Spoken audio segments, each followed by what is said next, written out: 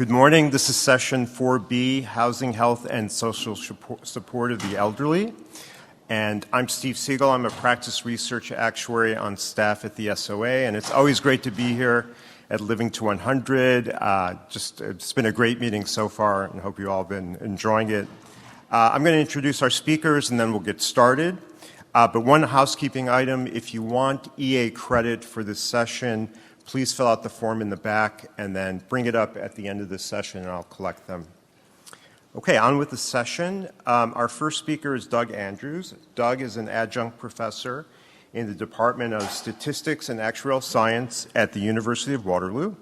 After a career as a consulting actuary, Doug's time is now devoted to conducting and communicating research in his role at the university. He's currently managing an international research project focused on the impact that population aging may have on asset values, and I encourage you to check that out. We have several reports on the SOA website, and we've been doing that in partnership with the IFOA and CIA.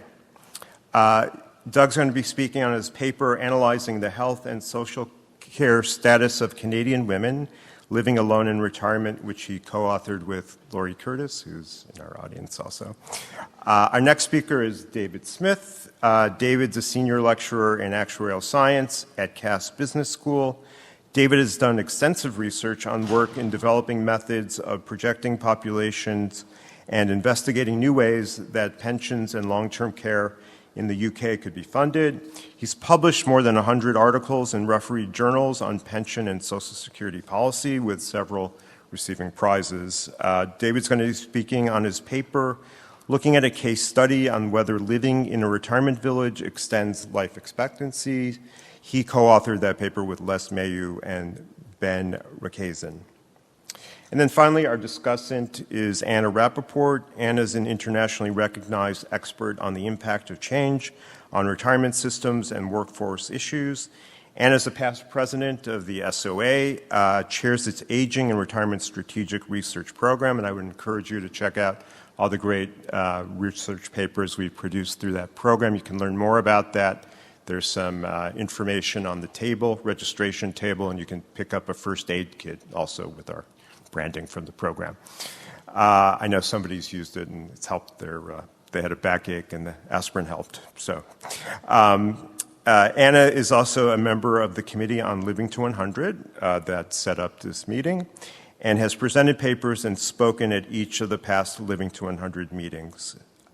Okay, and then with that, we'll get started. Doug? Happened to the...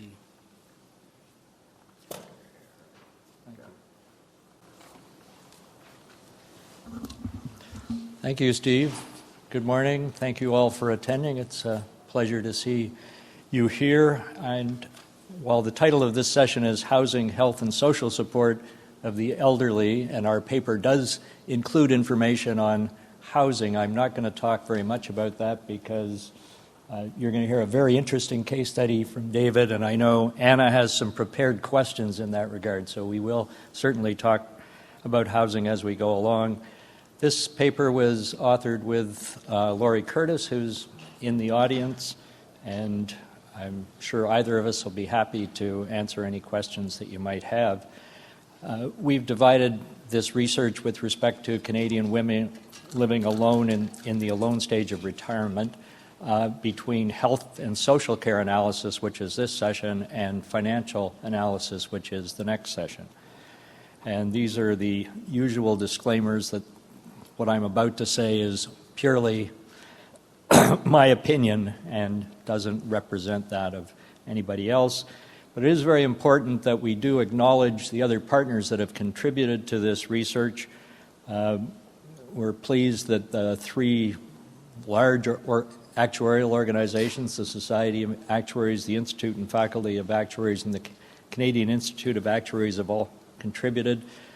We have ongoing colleagues at the University of Kent, University of Waterloo participating, and those universities have provided funding. The whole project was made possible by a grant from the Social Sciences and Humanities Research Council, so we're grateful to them. We've also had support from the National Pension Hub, the International Actuarial Association, and the International Center for Pension Management. And while Lori and I are the co-authors of this paper, this is a large project team with the people you can see listed there from the University of Kent, some other colleagues from the University of Waterloo. The three actuarial organizations established a research oversight group that's met with us on a regular basis and made good contributions. And specifically for this project, we did get an additional grant from the Canadian Institute of Actuaries, and we have hired two research assistants, Aisha Abraham and Sean Ruby, at the University of Waterloo. So we're appreciative for all the contributions that others have made. So the question is, what is the alone stage of retirement? And the answer is that it's not very well defined. So I can give you some kinds of indicators, but I can't define it precisely.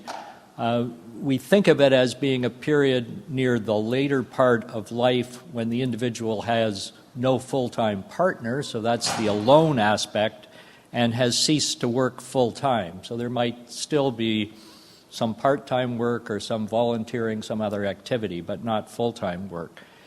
And both men and women may experience this stage, but the vast majority who do experience it are women, and that's the reason that we've focused on women. But many of the observations we make would be applicable to men as well. And the number of women in what we'll refer to as the ASR will increase significantly as the boomers age. In the paper that Lori will discuss, she'll show you some statistics on what the numbers are, so go from there. And as I said, financial considerations will be discussed in session 5B, so I'm going to focus on health and social challenges. So in the paper, we list the health and social challenges that may be encountered, and then it's a very broad area. We needed to pick some specific areas for our research, so we've focused on integrated services, social prescribing, and robotics. We identify areas for future research and conclude. So the health and social challenges, and it's quite a long list, and some people may experience one or more of these, some may not experience any of them, and many of people may experience ones that trigger others, and they're interactive. So one of the considerations that's often expressed is the desire to age in place, so to stay where you are until you're no longer requiring housing, and that can be challenged by a number of aspects, one of them being physical. And so you heard Sally Haas talk about the model that says in retirement there may be a go-go stage, and then you get next to the slow-go stage, and finally you get to the no-go stage. As you go through those different stages, though, you may encounter other mental health or emotional challenges. Mild cognitive impairment can significantly affect mobility. It may mean that you have to stop driving your car. That can be a dramatic change. And a fall. I was talking to a speaker from the last session, and she talked about, her mother that had the 100th birthday, but things have slowed down. Apparently, she had a fall. Falling is a really dramatic event for the elderly. Not only the mobility challenge that it faces, but if you're in a wheelchair, for example, it may change your whole self-perception. You don't want to be perceived that way. As an aside, my wife thinks that it's a sham that Harvey Weinstein is pushing a walker into the courtroom and so on. It's a way that he wants to be seen. But it affects your self-image. As well as these issues, there are special considerations in Canada. We're an extremely large country physically. Those living in remote areas face huge challenges. They may be hours away from any assistance. So if they have a fall, good luck. And Indigenous people face different issues in terms of the legislation and the conditions that they're in. So there are a number of additional challenges to be considered. One area that we talk about is integrated services. So in an ideal model of delivering care for those living in the alone stage of retirement, all of your services would be well integrated and it would be easy to access, and if you needed a doctor or a physiotherapist or another care worker, you could get them easily. Unfortunately, in Canada, it's well acknowledged that our services are poorly integrated. And our paper, we quote the health minister in Ontario talking about how poorly things are integrated, that we have silos. So one of the models that we looked at, and I said I wasn't going to talk much about housing, but I'll talk briefly about it, was having a facility that you could go into at a retirement stage, and then if you suffered some change, mild cognitive impairment, you could still stay in the same facility but get a higher level of care. And if you, say, required dementia care or real long-term care, you could also stay in the same facility and get the same level of care. We did go and look at a facility in Waterloo that was able to provide that level of service. It's very uncommon, and it was a good model. And interestingly, for this location, when you walked in the door, it was like walking into a Disney setting. You know, they had their different neighborhoods and signs up to indicate which way to go to the library and so on. It was quite accommodating, but it is a good model. But our observation was that if you were going in at the retirement stage, you might need a net worth in excess of $1 million. So yes, it's an option for those that can afford it, but many people can't afford it.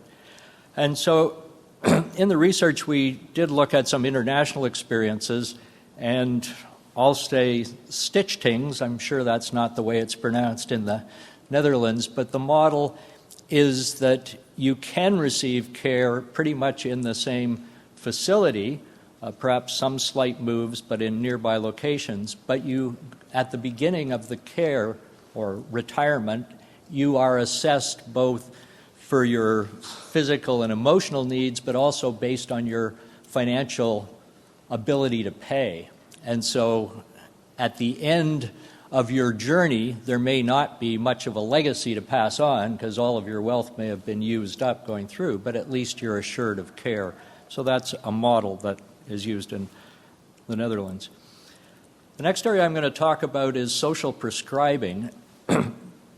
And the reason that we talk about social prescribing is because of the question, you know, if services are not well integrated, and if we're concerned about not having enough doctors and healthcare workers and caregivers to deliver services, is there some way that we can get the services accessed without further burdening the existing professionals?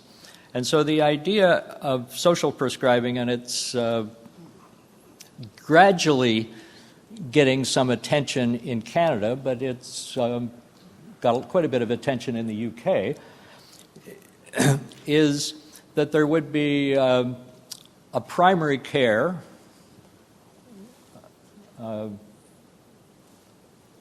physician,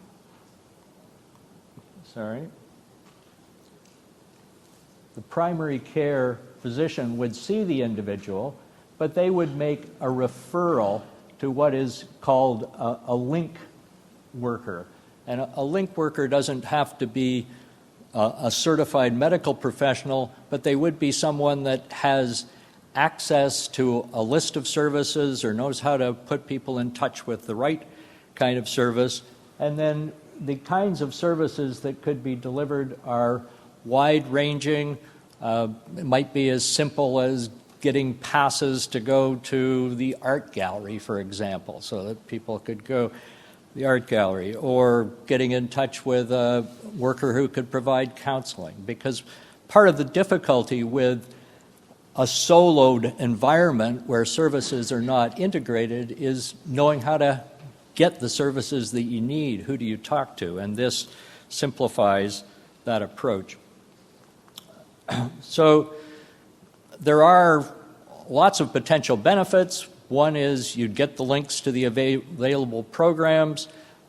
Two, you can provide support for mental, emotional, and social well-being issues. And that's an issue in a siloed environment, is that you see one professional for one service, but then you have to have a referral to another place for another service, and people often give up in seeking care. It would raise satisfaction with life through changes in circumstances, enhanced confidence that they're getting what they need, and greater connection, and it enhances the feeling of well-being and interaction. But there are also benefits for the healthcare system of looking at this.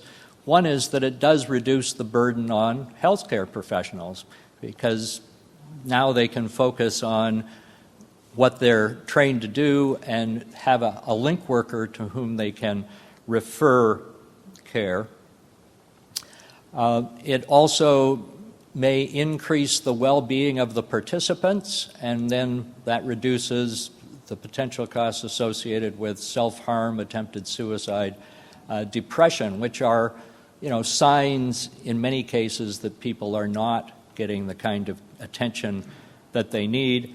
And it does help to balance the burden between health professionals and other carers.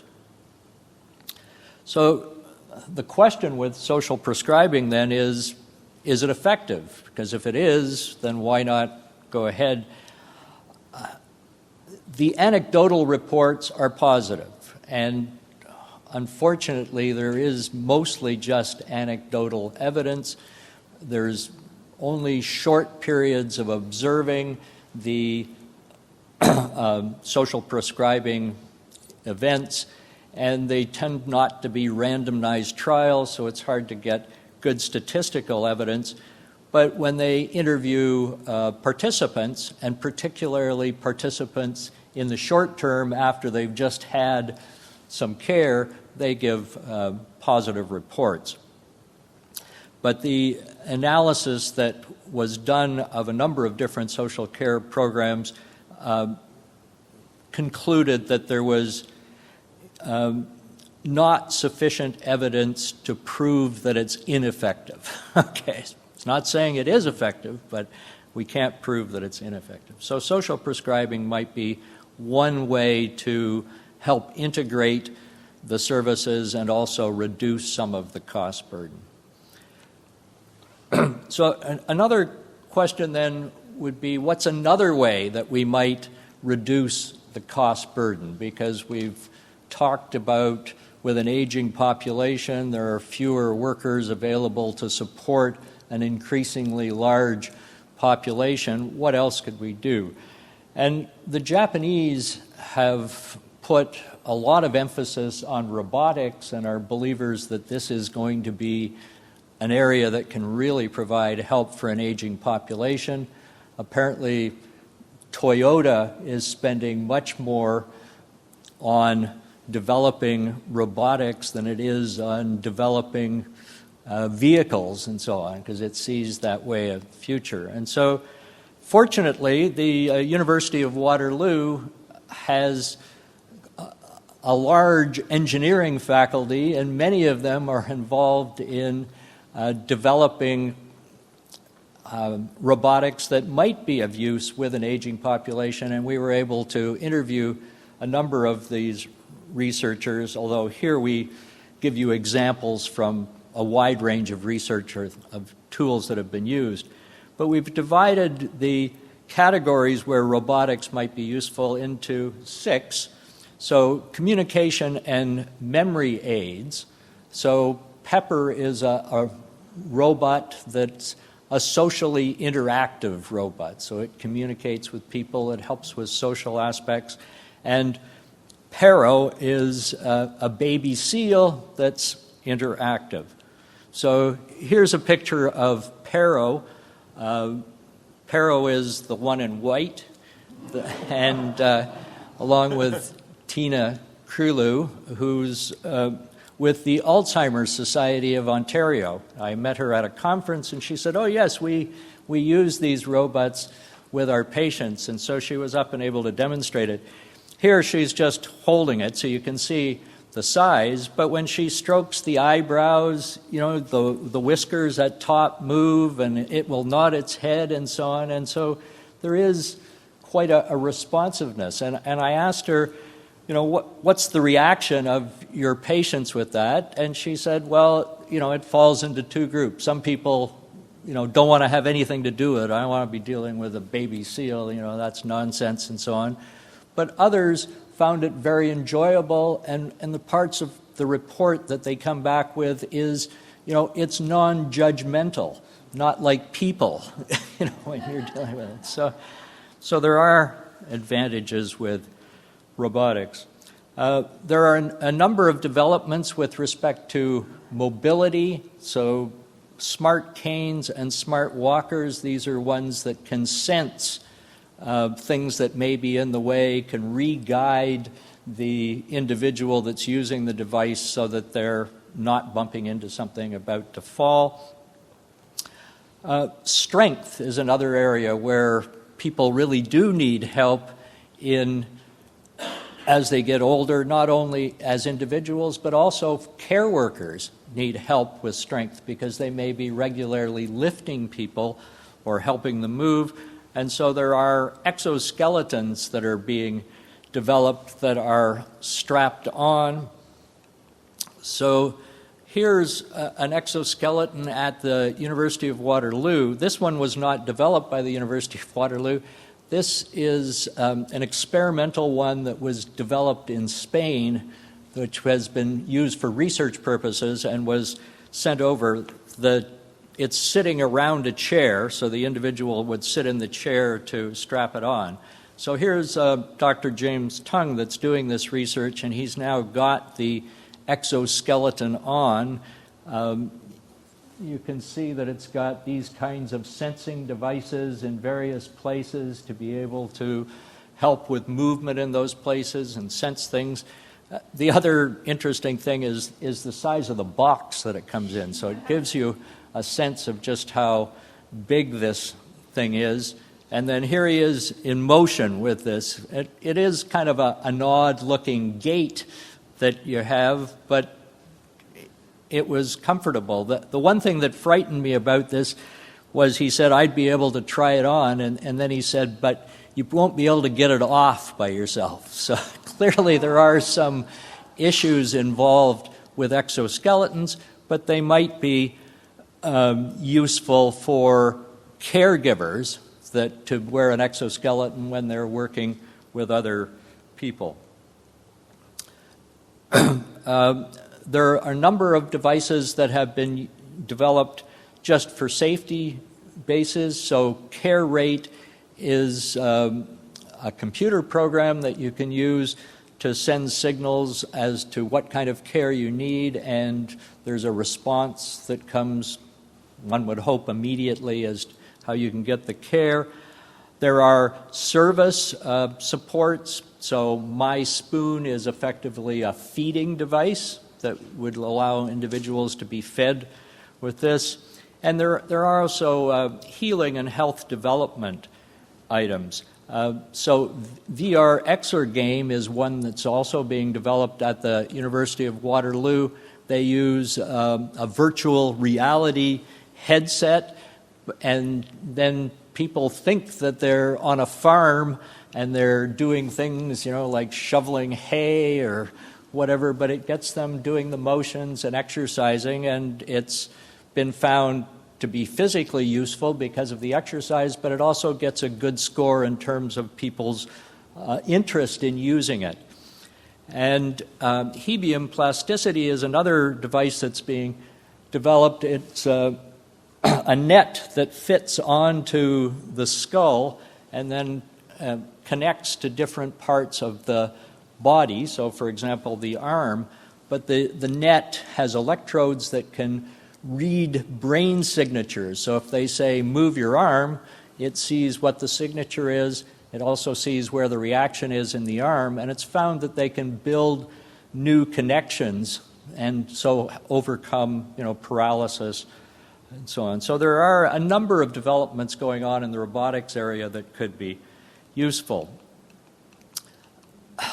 But how practical is it to think that robotics may be our answer? And we think that for individuals in their own setting, so the people that want to age in place but supplement with robotics, it's a long way off unless you're an extremely wealthy participant. In institutional settings, it's possible, but there still needs to be a significant drop in costs. Now, maybe there will be, as just like with other technology, once it gets developed, it does drop significantly in cost. But one of the challenges that the researchers mentioned is that while all these activities of daily living, like walking or dressing and so on, seem relatively straightforward, they're complex, and they've been able to develop a robot to do a single activity of daily living. When they try to get a robot to do more than one, it's extremely complex. So we think that robotics as a solution is quite a long way off, and we would also recommend that any robotics development needs to have ethical considerations taken into account when they're designing them, as well as gender considerations, so to make sure that they're different exoskeletons for men than for women, for example. So in conclusion, the healthcare system in Canada needs to be able to deal with physical, mental, and emotional issues seamlessly in a caring way throughout the life cycle. And the way that the current system operates, it's fragmented, but as I mentioned, there are some holistic approaches that are developing. A real concern that we have, though, is that governments are very slow to act. And even though they can see that there is an aging population, there will be increasing costs, they tend not to be proactive. I don't know what they're hoping for, that there'll be some marvelous solution or that the private sector will step up. But providing adequate care is certainly going to require more funding. And that may also be a reason that they're slow to act, because more funding typically means more taxes. Robotics can be part of the solution, as can social prescribing if it's proven to be effective. Finally, in terms of addressing the needs of an aging population, it requires us to rethink our social and cultural norms. We need to have a discussion about what are our goals for the elderly, what resources are to be expended, what's the balance between individuals, families, private sector, and government, and what changes are required. One of the ideas that's often put forward is the family. Can it play a bigger role? Families have typically been playing less of a role as they got smaller, but with an aging population, we may need to rethink that, and how can we provide it? But it's important that we have discussions about these things, because our ideas about living do change, and the example I would use is medical assistance in dying. So Canada introduced that in 2015, but it's not yet in its final form. It's now being rethought, and I think I'm not advocating it, I'm just indicating it's an example of how a social issue can be rethought and discussed and gradually changed to adopt to the society that we live in. But the final item that we need to talk about is what is going to be the balance between independence, dignity, quality of life, and cost. Thank you very much.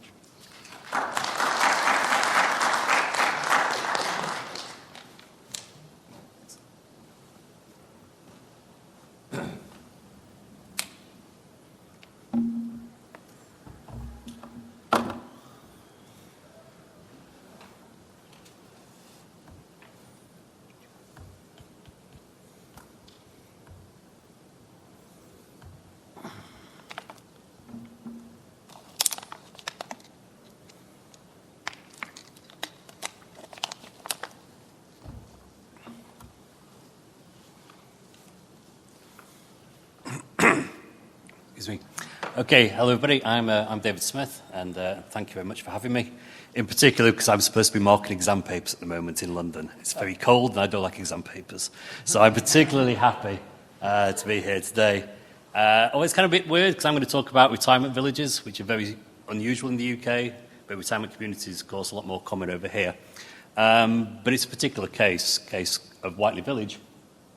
And the background really is that we were commissioned by Whiteley Village to do some research on the longevity of their residents to celebrate their 100th year of existence, which was in a couple of years ago. And the kind of background is that Whiteley Village looks like a village that's in a nice part of Surrey in the UK. You go in and there's churches and there's a village shop and there's a village community centre and there's all these very nice little cottages, and it has that kind of feel about it. But the idea is it's what in the UK we would call an almshouse. So it's a charitable organisation. And so to get into the village, or to get into the village that we're interested in, you have to be of limited financial means. So you're in the lower quintile of wealth. And what there is there's these cottages, and then there's also extra care apartments, a residential home, and a nursing home. So it's actually kind of possible to move in when you start into the cottage and be very mobile, and then as your health deteriorates, you can actually stay within the village and then just move into different levels of care. So the residents pay about £1,000 per month in effect. How it sort of works, and we may be being recorded, so it may not be 100% correct what I'm going to say, but I'm going to put a disclaimer in, is that pretty much these residents are on government kind of benefits. It's government social security, and so in a way they give their benefits over to the village, and the village kind of looks after them to a certain extent. And the idea is that you want the villagers to be very independent. So you can't actually get into the village unless you can prove you're going to be independent when you first move in.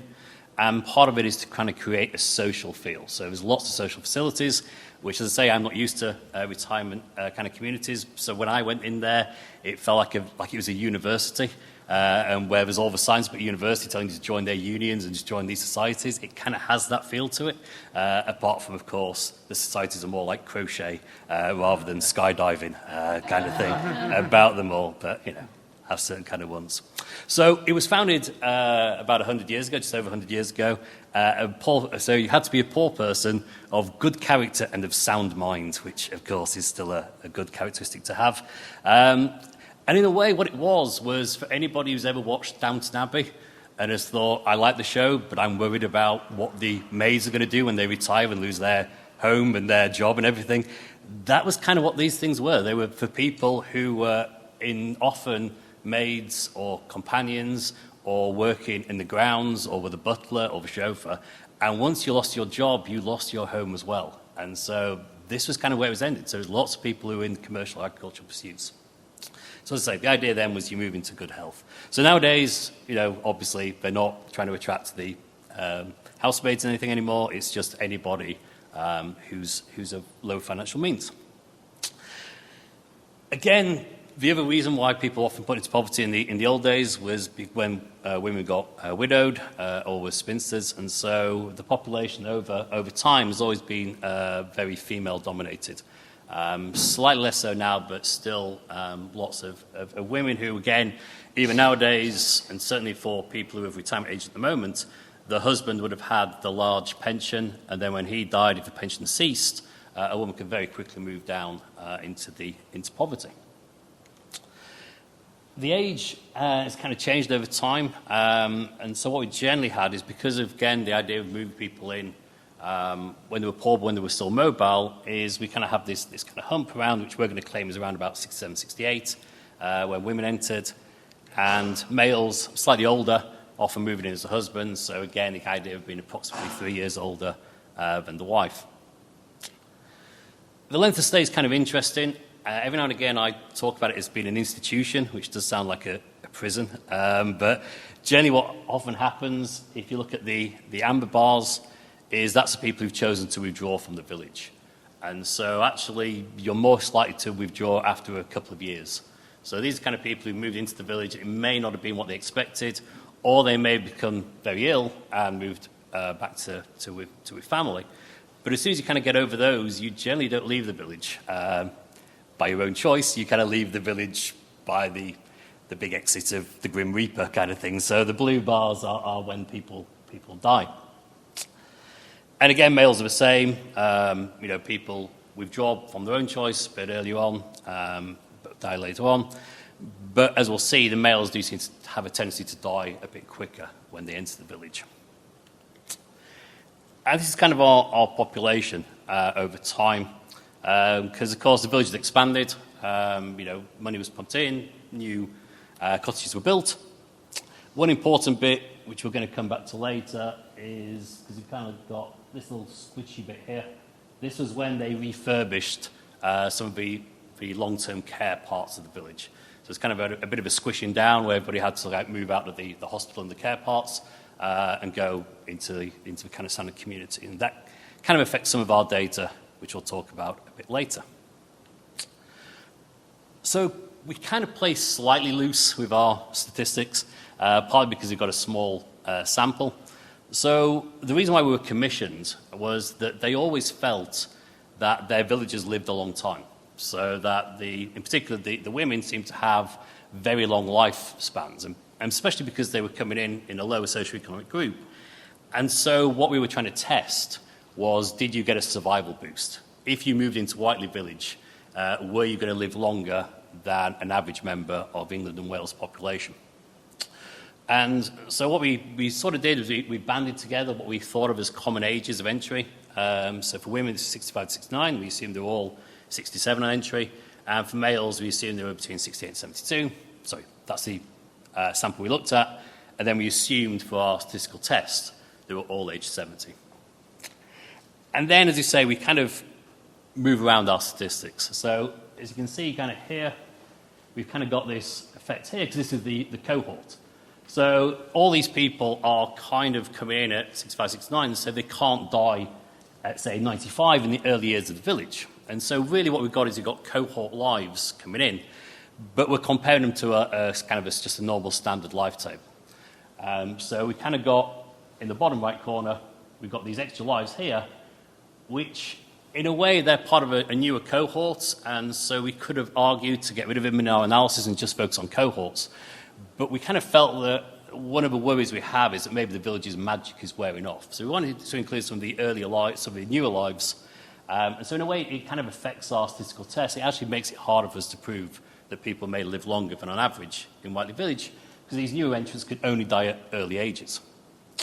So what we're hoping is that more people make it over the red line, which is the 50th percentile, than die before it.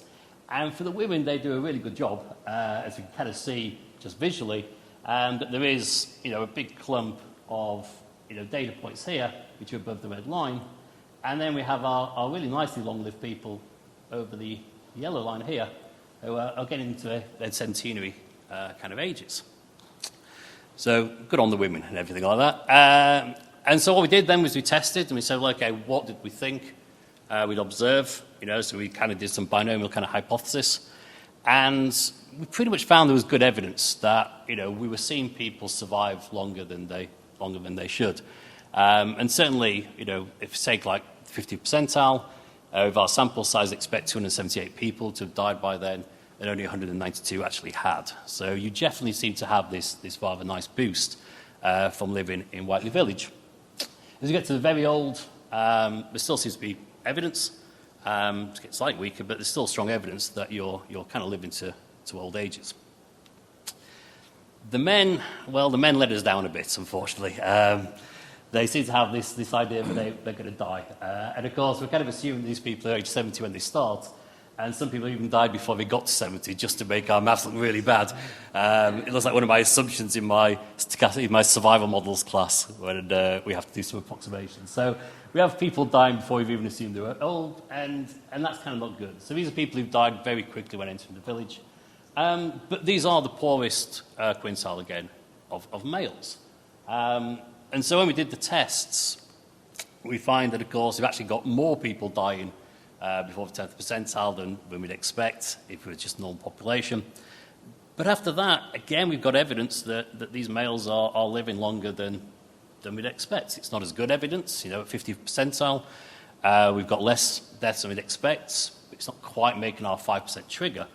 But again, we have to emphasize these people from the low width quintile, so people who would expect to die earlier than the normal population, and yet we seem to be giving some kind of boost, but not as statistically strong. So we were kind of interested, that's kind of what we do, we kind of have hypothesis tests, but as I say, we were kind of commissioned by Whiteley. So what they really wanted to do was have in their advertising literature or their promotional literature, could you quantify the boost? So you come to Whiteley, how many more years do you kind of live? So we looked at this in a different way, and we said, okay, we'll think about cohorts. So again, we had to grab some lives and sacrifice some homogeneity by creating a cohort which we called 1930, one in 1940, one in 1950, 1960, 1970, and 1980. And for, say, our 1930 cohort, we had anybody who'd entered the village between 1925 and 1934. So we had like a 10-year entry bit, and again, we assumed they'd all come in 1930, and we all assumed they were the average age. So again, we are playing a bit loose with our homogeneity and heterogeneity kind of thing. And then we said, well, okay, now we're going to compare, if you were in the 1930 cohort, how well did you do compared to the 1930 England and Wales cohort table? So one bit which I should emphasise is we only went up to 1980 kind of cohort for Whiteley because that cohort had fully died out. So the 1980 cohort, or everybody with class as 1980, had already died. So we had a completed cohort. We haven't looked at 1990 or 2000. And when we looked at this, again, we had a significant boost at pretty much every cohort. The only downside being that by the time we get down to 1980, the boost we have, the difference between the Whiteley resident female and in England and Wales is now down to 1.3 year boost compared to the median age of death. But once again, we emphasise in that these are the lower quintile of wealth and people who would normally be dying earlier than the population. Also, again, we got a slightly worrying statistic that the sample sizes got lower. So one of the worries that we have, one of the worries that they have themselves, is actually the village is aging. People are joining the village later on. Now, again, this may be because people are more mobile to later in their lives, but of course, there's always a concern that if people move into the village too late, they may not actually engage in all the social activities, which is what we think is kind of giving the boost. So, looking at the gap over time, we can see that for every single cohort, there's always been a boost from living in Whiteley. Again, kind of lost it on this graph, but these are female residents, so the ones where we saw the significance of the boost in life expectancy. But a while back, when I kind of circled that data, and I said about the hospital closing, and that kind of affected our 1980 cohort. So what we did is a lot of people who would have stayed in the village and then died in the village actually went outside into a hospice, and then they died shortly afterwards. Now, in the way we collected our data, we'd ignored anybody who died outside the village. We only included deaths within the village for all of our other cohorts. But we had about 4 or 5 lives in 1980 who kind of left the village because of the hospital closure and then died shortly afterwards.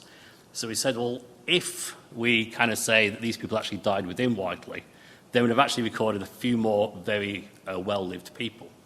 So if we include those missing people, we kind of get a little boost at the end for our 1980. Now, of course, this does feel a little bit like I'm messing around with my data. As I say, it's all legitimate, but we've put it in a dotted line. So if you think we are fiddling our data to give ourselves a bit more of a boost, then there we have it. But as I say, it is, in our opinion, justifiable. So again, we kind of compared, and this is one of these bits where we've got confidence intervals here, but I didn't do the confidence intervals, and when I asked my co-author how they were done, he said, I have a stats package which does them. So I think they're correct, but as I spend all my time querying stats packages, unless I do them myself, I can't guarantee it. But again, it's just showing what we've seen before, that apart from the 1980 cohort, there seems to be very strong evidence that, living in Whiteley, our residents are living a longer time. And one of the ways we could do it, if we take, say, the 1960 cohort, we can kind of ask it in 2 separate ways. We can either say, given a certain duration to death, what's the change in the percentage surviving? So if we said somebody enters at 67, what's the chance of them surviving for 10 years? If we're in the normal England and Wales population, the probability we're in about 68%. Get into Whiteley, and your population shoots up to just over 80%. The other way of doing it is saying, well, what is age where we lose 50% of the population? Again, in England and Wales, for the 1960 cohort, it's around about 14 years. Again, in the Whiteley one, it went up to about 19 years, so you kind of gained this boost. So you can kind of see the benefits in either direction. So what we did was we kind of have kept saying over and over again about wealth determining life expectancy. So we decided that we try and quantify this. So we got some data from Steve Haberman and Andres, who's doing the talks on Wednesday, and they gave us kind of a life expectancy for 1980 quintile 4, quintile 5, 4, 3, 2, and 1. And I was going to animate them, and then I got too excited. So I did the first one, and then I just give you all the other ones really quickly. Don't want to keep you in suspense. I don't want to get the angry 1 minute to go kind of note. So these are our median lives by quintile, with quintile 5 being the poorest, which is where the Whiteley residents come from, and quintile 1 being the wealthiest. And again, you can see that we've kind of taken people from the lowest quintile, and we've been able to push them up to between quintiles 2 and quintile 1. So we've not only negated the wealth and deprivation problem, we've actually kind of got them over the halfway line, not quite to the wealthiest. And then, of course, if we kind of put in our slightly iffy 4 and 5 extra long-lived people, then we can even kind of push ourselves into quintile 1 if we so wish. But as I say, with some disclaimers that the data does look like we've kind of picked the data we want. But that's kind of it. So I keep saying we as if I'm actually running Whiteley. I do keep meaning that Whiteley are doing this. I'm just the statistician who's doing these kind of ones for this. So kind of our idea then is, well, why does Whiteley seem to have this impact? And of course, there's other bits of data which kind of say that a lot of things get baked in. And so by the time you get to retirement age, then if you're in the lower quintile, then you're going to have a brief life, and if you're in the wealthy quintile, you're going to live a long time, and there's not a lot you can do. And this seems to be going against that. And so we do realise that one of the first things that's happening is that there is a selection effect, because you can't get into the village unless you're seen to be physically fit. But we kind of got to emphasise this is not like life insurance. We're not giving full medicals. What it is it's are you mobile is pretty much the main question. So they're not being tested for cancer and things like this. So you can arrive, and then with a cancer, but as long as it's not impacted, it's not going to stop you entering. But obviously, it does mean we have a selection effect. One of the other ones as well is that a lot of it seems to be about social interaction. Social interaction is what really helps. And that actually often the people who are in the lowest quintiles of wealth in the UK, they become very isolated in old age. And what we're doing in the village is they're kind of like being very much more sociable. But of course, there's a selection effect here as well, in the fact that the people who stay in the village may be the sociable people. So even if these people were kind of outside in the real world, they'd be the kind of people who keep the social interaction going. So they may have lived longer anyway, if social interaction is the main driver of this life expectancy. So we kind of got those. One of the other ones which we're trying to investigate, and we've had this on our desk for now about a year to try and do the next part, is to see if you have to be young before to get the boost. So we have picked kind of possibly the most typical kind of age, but there are people who arrive and are hopefully going to interact inside the village. As we said, one of the worries is maybe if the village gets older and the residents get older when they enter, that they may just stay in their cottage rather than interacting and bringing out all the benefits. Also, again, as we said about this, the average age and gender mix is changing, even maybe the mix of marriage and single people, all these kind of ones. So we're not sure about the social cohesion. We've kind of talked to them about this, and we're going to try and get a really nice, interesting data set to kind of see about a bit more about their lives and how they interact and do they join societies. So maybe over the years we'll actually develop a really interesting set of data. But at the moment, again, we're not quite certain how this is going to change. But as I said, what we seem to have is some pretty strong evidence that females entering widely get a boost, a substantial boost of their longevity, compared to the population, but particularly compared to their quintile of wealth. The highest we kind of got was this kind of 4.9 years for the 1960 cohort.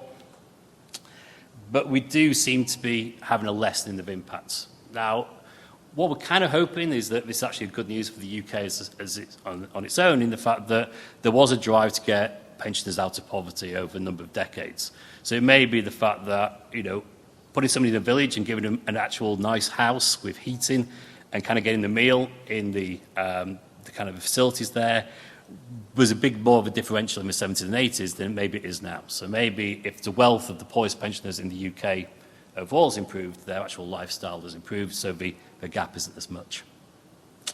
As I say, we've kind of got this kind of duration. We've seen 22.7 and 3.3 years higher when compared to the poorest 20% of females in the wider population. But as I say, what it really does, it seems to kind of get them up to these higher wealth individuals. Males have got less evidence, but we seem to have gone at least up to the general population. Now, again, a lot of this is our idea of a lot of this is the social interaction. So certainly for the older male residents in the UK, they would have probably been smokers, they'd have probably had a very bad diet. So when you arrive, just being able to play crown green bowls doesn't actually remove the impact of smoking 20 cigarettes a day for 40 years. So we kind of feel that the males may have entered in a way which was less able to be saved, for want of a better word. So it could be that kind of reasoning. So as I say, what we're trying to do is nullify this high mortality rate by these low socioeconomic groups. And like most places, the UK is trying to give targets to reduce inequalities between our socioeconomic groups. It's not going fantastically well, but this may be a way to do it. Now, part of the problem we have with a village like this is that a lot of the benefits can't be measured. So we do keep getting asked, well, okay, it costs a lot to set one of these things up. Is it justifiable? But a lot of the benefits for something like a Whiteley village is if you go outside to a hospital and you get fixed up, you can come back to the village relatively easily because you're going to have people looking out for you. If you are isolated, then you often stay in the hospital for longer because we can't get released.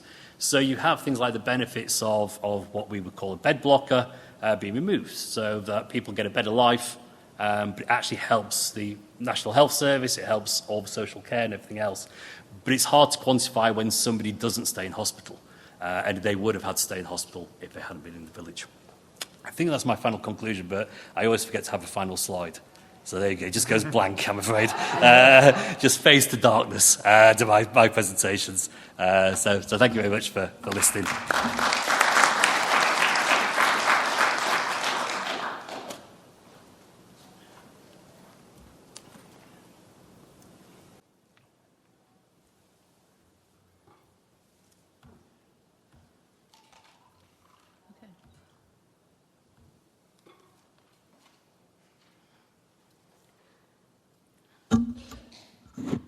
So I'm going to discuss these. I'm going to discuss the two papers. Let's see. There are two papers.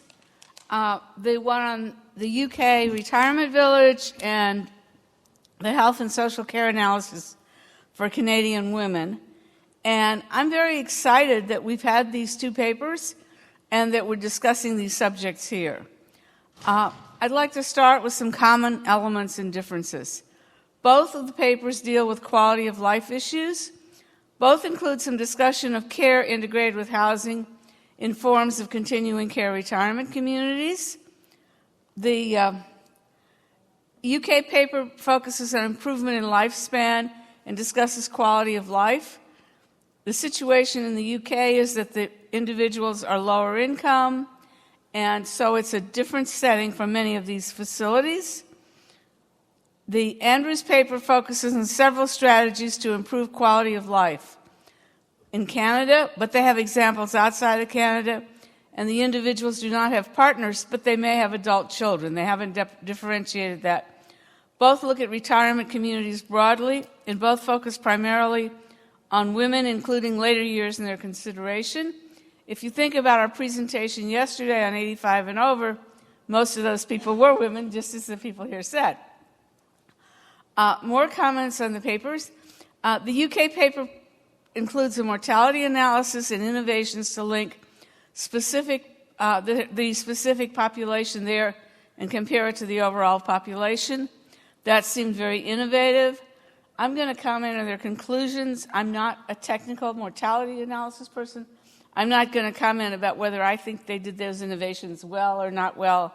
That's not where I'm going with the discussion. The Andrews paper, though, has identified strategies to improve quality of life, communities that integrate housing and care, social prescribing, and robotics. I agree that the ideas have promise, and they haven't been quantified, though, in the paper. I believe that there are more strategies to be considered, and a big issue not considered is the role of family, and particularly adult children, and the SOA has done quite a bit of work of that. So, thinking about quality of life in the SOA, I wanted to give you some examples of how SOA research has already been focusing on quality of life, and this, of course, adds to it. Their quality of life issues were mentioned in some prior Living to 100s, and for example, age-friendly communities was an issue in 2017, not a major topic, and weaving the age-friendly communities together with these papers, that would be an interesting discussion to think about, and there is a global movement for age-friendly communities. There's the Sightlines research conducted by the Stanford Center on Longevity looks at 3 major factors in terms of success in older age, in terms of financial, health, and social engagement. And the SOA is a supporter of that research, and we've been very interested in how it links into what we do. Society of Actuaries, as discussed yesterday, has done quite a bit of work on people 85 and over. Caregiving was an important topic in the 2017 Risks and Process of Retirement survey. The 2019 survey included a section on emotional realities of retirement.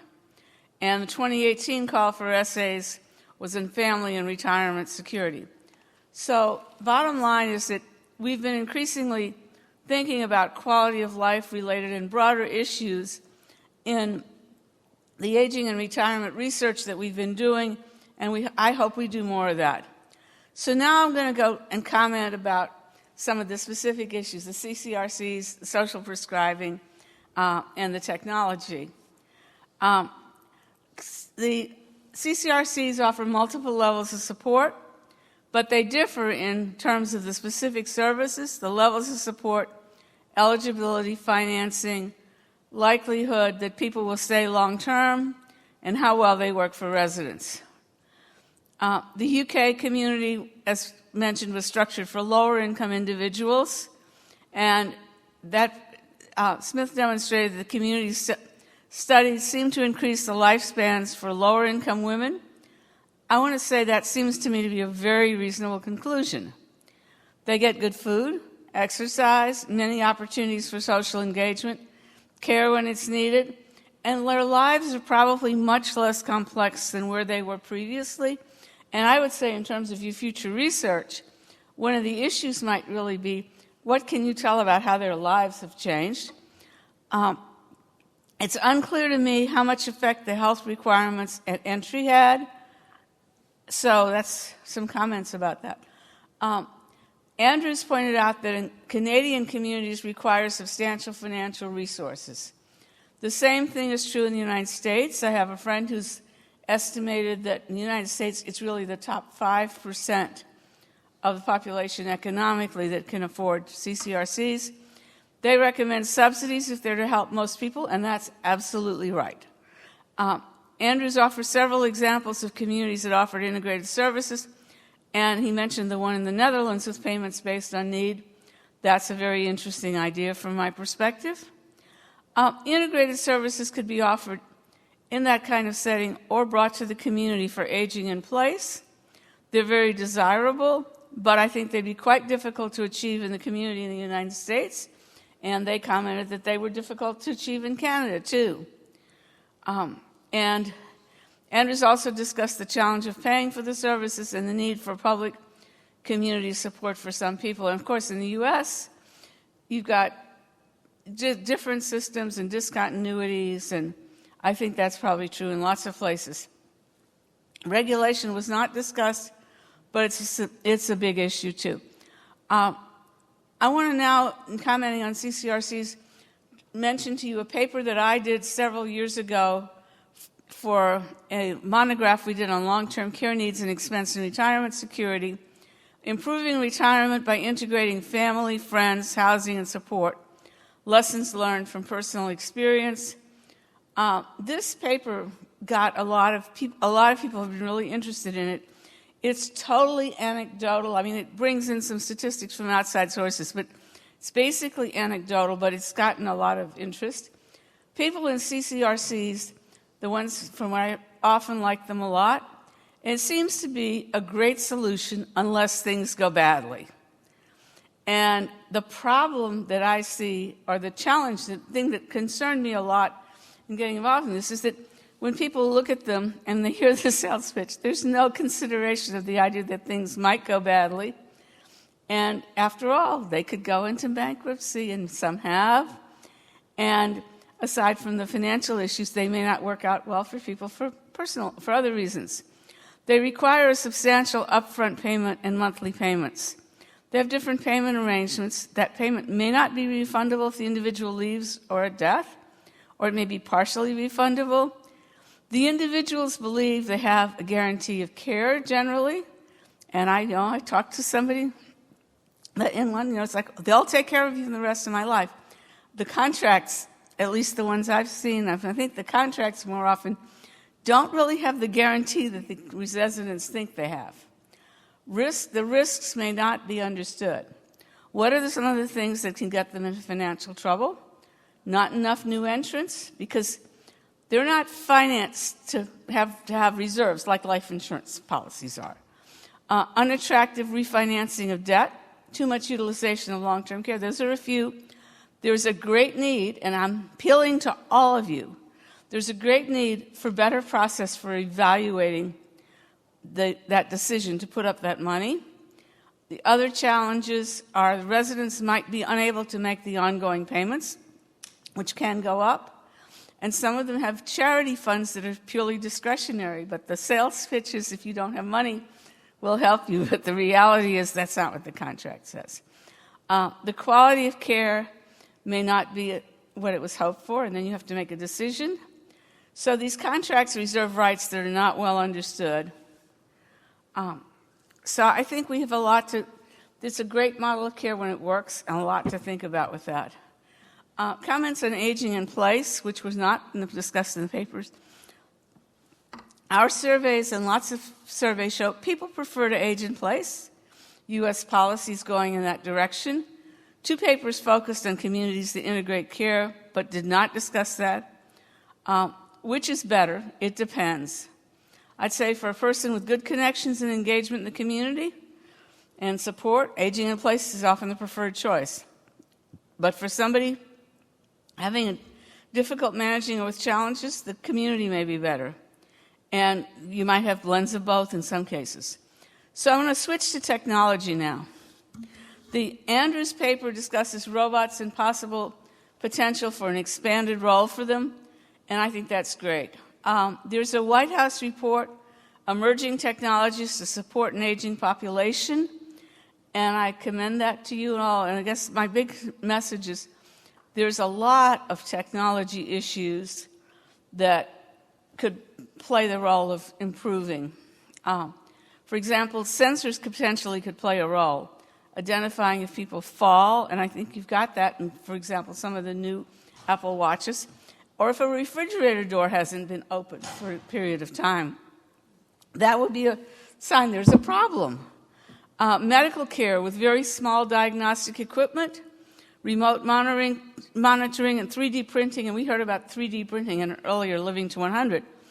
And there are many more things, so that there's a lot of technology that may affect medical care, transportation, driverless cars, Robo-advice may offer potential for financial advice to more people. So a lot of potential. So this is areas for future study. Comments on social prescribing. I love the discussion about social prescribing from the Andrews paper.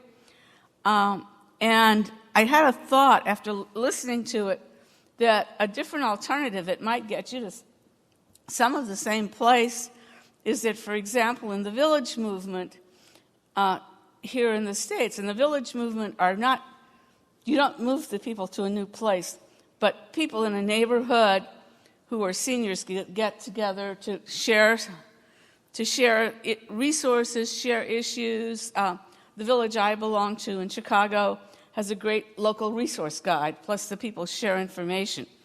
So sharing of information between people through things like the village movement or even through social media or the community I'm in Florida, people share information all the time. Some of the benefits of social prescribing could come from just plain people helping each other, and there are devices to help that make that more efficient.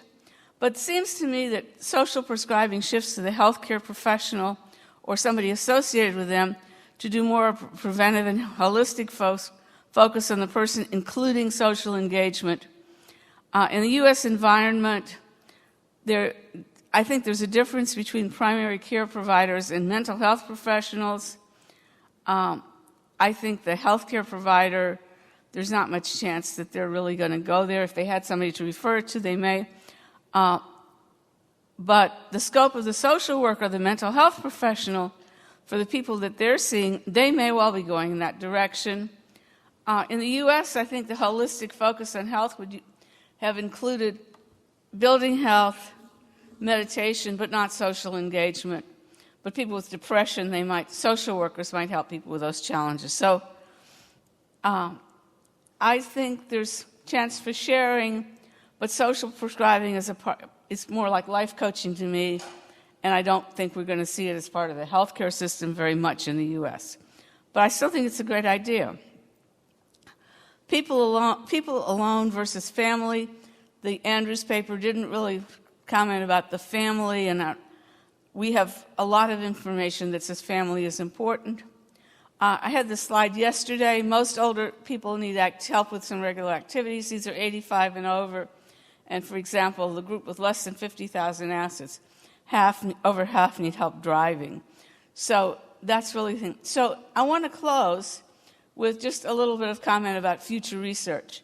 I think these are great papers, and to me, they suggest some areas for future research, including help for people alone in old age, because we have a pretty easy time figuring out what the problems are, but not what the solutions are. There are blended family issues. I didn't see any of that there. I'm always concerned about that. Evaluating and financing various housing plus care models. The role of public support, I would say, going back to the social prescribing, the potential role of villages, of information sharing, people helping each other as well as the system doing it, and technology. I think there's a lot of potential here. I want to thank the authors for their papers.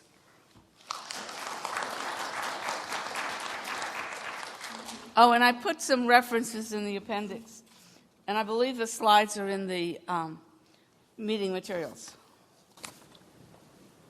Okay, thank you. So we've reserved some time for questions. So if you have questions, please come up to the microphone. Let us know your name and affiliation. Thanks. Okay, my name is Xiaomi Liu. I'm from Western University from Canada. So I like both talks, Andrea and Davis, and also I like the discussion provided by Anna. To be really honest, I feel a lot more positive today about retiring life. And I think particularly for the analysis presented by David, it has been a model for in last century. So it has been tested, and you have solid evidence to provide, it has some benefits for the residents who living in that villages. So I think it's make me feel very positive today than yesterday. So that is my comments. And I do have a question for like future studies. I think you analyze all those improvements by comparing the mortality rate of the residents in Whiteley with the general population. I think the more depth study can be, I know this is a frontier of the research, but quality of the life, the definition of the quality of the life, and then comparing the quality of the life in the residents in those kind of community with the general population. So I think that's very important. Actually, I don't care how long I live. I care when I am alive, whether the quality of life is deserved, is worth living. So that's my personal perspective. Maybe for some people, living is already important, but I think quality of life is very important for many people. And also I think it's reduced the financial and emotional burden to the society. So I would like to emphasize the quality of living, and I hope that would be reflected in the research as well. Thank you.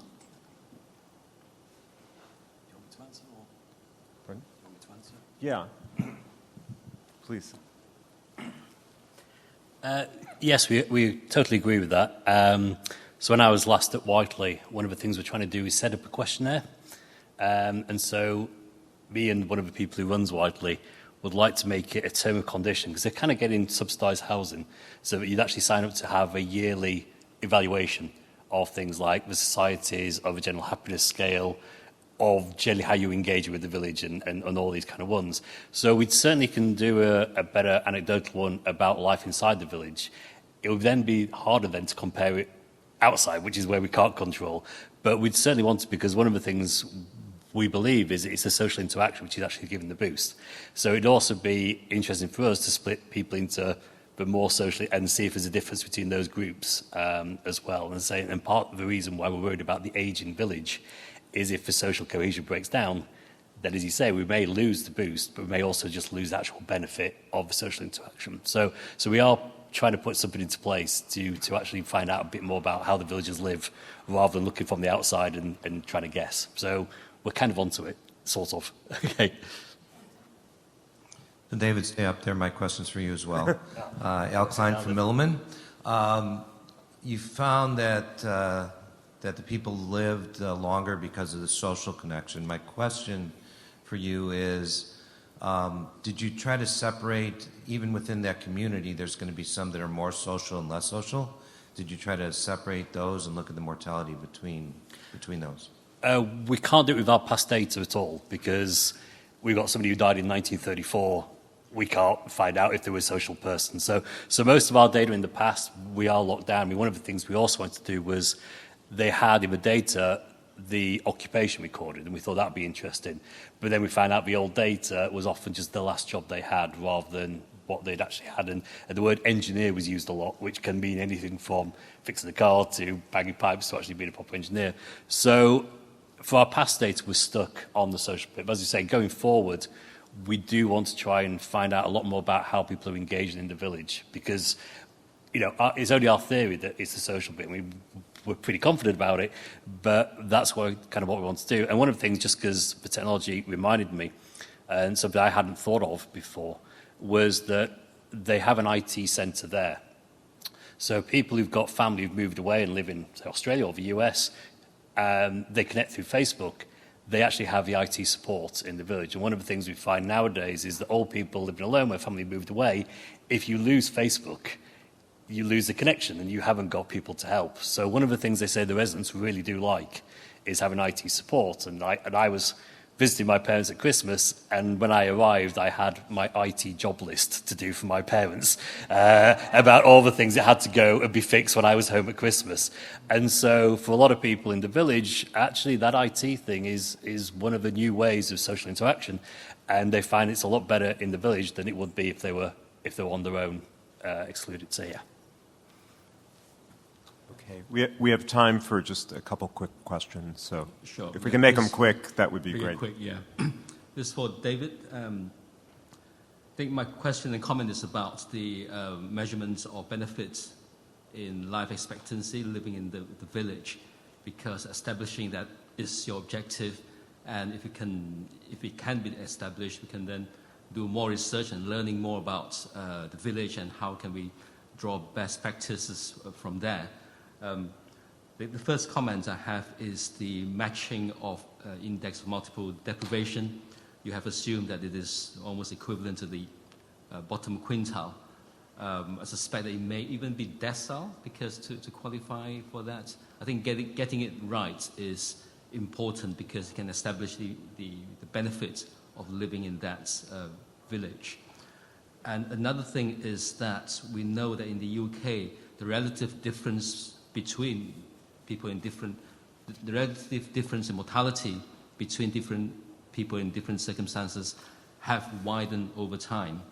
So what you have observed that is a diminishing difference in the people in the village relative to the total population, but if you were to match them to their respective socioeconomic group, that they may not have diminished, the benefits may stay the same, because rich-poor gap have widened. That leads me to my third comment, is that once we can, I'm also interested in the selection effect. I'm just wondering whether there's a way to quantify that, to estimate the type of people that you have not taken into the village, and estimate their death rates, and then once you combine, could potentially tease out the selection effects to add to your evidence. Just on the selection one, because I know we're running out of time. When we did the presentation a few months back, one suggestion was we'd actually start the counter at 3 years after you're in the village, so to try and almost diminish it like we would do with a selection table, where we'd say maybe after 3 years you start getting into an ultimate kind of mortality rate, so we get rid of some of the selection effects. Because unfortunately, all the other type of selection effects get you into life assurance policies, which then are a totally different population, because these people don't exist in life assurance tables, because they're not the kind of people who have products. So the only way we thought at the moment which we're going to investigate is to see if you have a 3-year period before we start the clock counting, and see if that kind of quantifies some of the selection. Although, of course, for the males, it'll actually boost the thing, because we'll lose all the people who died 1 or 2 years into the village. So we may end up actually with a very counterintuitive result. But we are thinking of doing this, trying to get the selection part. Okay. Sorry, very, very quickly. For comparing to the population, the Understanding Society survey in the UK out of Essex, I think there might be comparable data that you could use on the population to compare to the people in the village. I think the stuff exists. It's quite hard to get what we need without talking to them. So we have lots of their outputs without actually being able to get hold of the actual. Yeah. So we are trying to do some things like this. Okay. All right. Well, this will conclude our session. Thanks, everyone, and thanks to our speakers. How about a round of applause for our speakers?